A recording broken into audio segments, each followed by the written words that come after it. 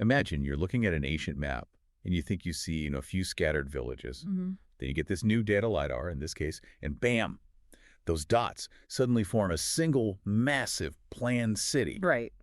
You thought you were looking at some old fort, but you've actually stumbled on an early metropolis. That's basically what happened in Brusselstown Ring in Ireland. It really is, and it forces a complete historical recalibration.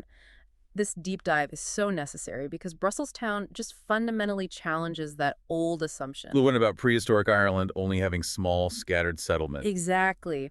This site demands we rethink the timeline, the social complexity, everything, really, for early Northern European societies. And we're zeroing in on a really critical period here for you. We're talking late Bronze Age, early Iron Age, so roughly 1193 to 410 BC. That's the one. Okay, let's unpack this. First off, the sheer scale is just staggering. The physical size of the site is its first huge argument. Brusselstown Ring is a massive hill fort, and it's up high, about 410 meters in elevation. And it has this unique structure. It does. It has these double concentric ramparts, and they enclose this monumental area of, well, over 41 hectares. That's about 100 acres. Wow. And that's across two hilltops, right? Two contiguous hilltops, yeah. Brusselstown and Spinas Hill. So the perimeter is huge, but the real shocker is what they found inside. They used remote sensing for this. They didn't just start digging randomly. Precisely. Thanks to LiDAR and detailed photogrammetry, they could essentially see beneath all the vegetation. And that's where the discovery was made. Yes, that analysis revealed over 600 micro-topographical anomalies. Okay, stop there. For anyone listening who isn't deep in archaeology jargon, what's a micro-topographical anomaly? 600 sounds like a very busy place. It was. They're essentially these subtle, faint bumps and terraces in the ground.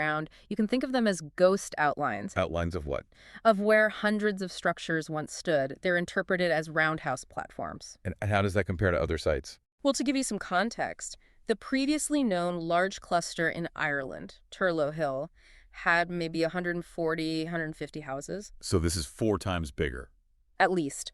Brusselstown is the largest nucleated settlement identified so far in all of prehistoric Ireland and Britain. It was densely packed. That kind of density means they must have needed some serious infrastructure. And this is where it gets really interesting for me. The planning. Yeah. They found this stone-lined structure, flat-floored, and they think it might be a huge water cistern. If that interpretation holds up, it would be the first known cistern in an Irish hill fort. So we're not just talking about a pond here. Oh, not at all. This is evidence of, advanced environmental engineering. It's communal water management for what they estimate was a population between 2,000 and 3,500 people. That kind of communal effort, coordinating thousands of people to Yeah. build defenses and manage water, it speaks volumes about their organizational skills. It does. And speaking of increasing capacity and solving complex problems, this deep dive is sponsored by Embersilk. If you need help with AI training, automation, or even just uncovering where agents could make the most impact for your business, you should check out embersilk.com for your AI needs. Now, despite all that complexity, the social findings are just as compelling. Excavations showed houses of different sizes, from 6 meters up to 12 meters across. Where? And they were all occupied at the same time. But here's the surprise. All these homes had broadly similar artifact assemblages. Wait, hold on. If the houses were so different in size, some were twice as big as others, wouldn't that automatically suggest a hierarchy? Status differences? That's the incredible nuance the sources point out. While sure, status may have existed, the material difference wasn't obvious. So no treasure hoards in the big houses. Exactly. They weren't finding luxury goods piled up in the larger homes. It suggests the community might have been surprisingly, corporate. Meaning they focused on shared goals. Yes, on shared power rather than heavily stratified power. The energy went into these massive collective projects, the ramparts, the cistern, not into individual displays of wealth. So if we connect all this to the bigger picture, Yeah. the density, the scale, the planning, Yeah. it means Brusselstown is being labeled as proto-urban. Correct. It suggests urban-like density and planning emerged in Northern Europe almost 500 years earlier than we thought. Pushing the clock back to around 1200 BC. It fundamentally rewrites our understanding of how social complexity developed in the Atlantic Bronze Age. So what's the final takeaway here?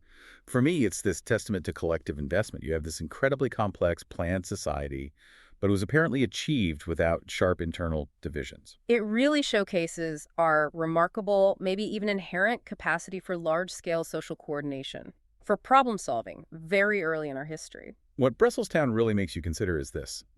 If these huge functional societies could be built not just on hierarchy, but on coordination and shared effort. Right. What does that say about the models of progress and power we can strive for today? It's a very inspiring legacy. If you enjoyed this deep dive, please subscribe to the show. Hey, leave us a 5-star review if you can. It really does help get the word out. Thanks for tuning in.